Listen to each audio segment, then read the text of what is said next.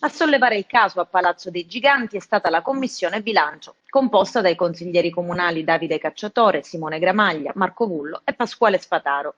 Parliamo del presunto danno erariale al comune di Agrigento causato dal posteggio pluripiano di via Empedocle, uno dei beni che la precedente amministrazione ha esternalizzato.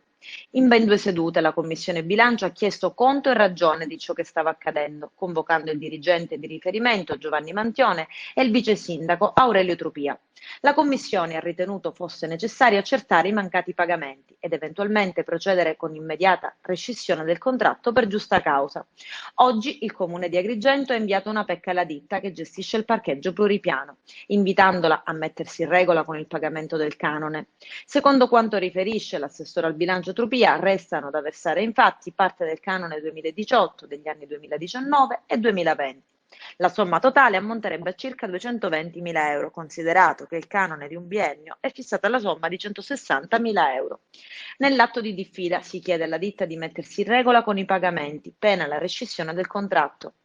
La questione in mattinata è stata sollevata anche da Giuseppe Di Rosa di Associazioni Mani Libere, che con una nota ha invitato il sindaco di Agrigento Franco Miccichè a rescindere il contratto con immediatezza e per giusta causa. Insediati, noi siamo stati informati, abbiamo preso nozioni sulla vicenda che io già peraltro conoscevo anche già da prima, non c'era stato un accordo con la vecchia amministrazione, ma questo mi interessa poco, andiamo avanti.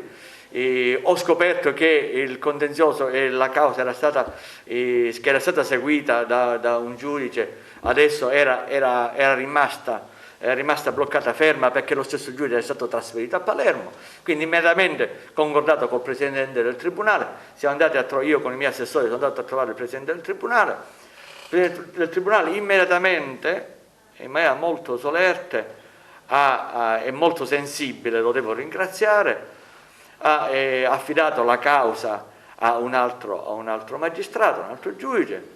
Penso che, se ricordo bene, tra marzo e aprile quindi uscirà la sentenza, quindi a sentenza poi fuori, poi vedremo